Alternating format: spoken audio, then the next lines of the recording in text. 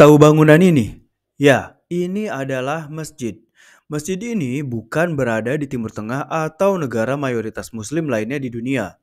Ini adalah bangunan paling ikonik di Jerman, Masjid Köln, sebuah simbol keberagaman dan toleransi di tengah kota Köln. Masjid Köln ini atau dalam bahasa Jerman dikenal sebagai Kölner Moschee adalah salah satu masjid terbesar di Eropa Barat. Terletak di distrik Ehrenfeld, masjid ini tidak hanya menjadi tempat ibadah bagi komunitas muslim setempat, tetapi juga merupakan pusat budaya dan dialog antar agama. Masjid Köln mulai dibangun pada tahun 2009 dan selesai pada tahun 2017. Proyek ini diprakarsai oleh Turkish Islamic Union for Religious Affairs atau DITIB.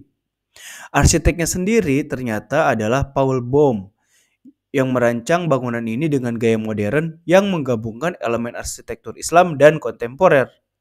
Kubah besar dan dua menara yang menjulang tinggi menjadi ciri khas dari masjid ini. Masjid Köln memiliki kapasitas untuk menampung hingga 1.200 jamaah di ruang utama sholat. Desain interiornya sangat memukau dengan pencahayaan alami yang masuk melalui kubah transparan, menciptakan suasana yang tenang dan damai. Dekorasi di dalam masjid mencerminkan seni Islam klasik dengan sentuhan modern, termasuk kaligrafi dan pola geometris. Masjid Köln ternyata bukan hanya sebagai tempat ibadah, tetapi juga pusat komunitas yang aktif. Di sini sering diadakan berbagai acara sosial, pendidikan, dan budaya yang terbuka untuk umum.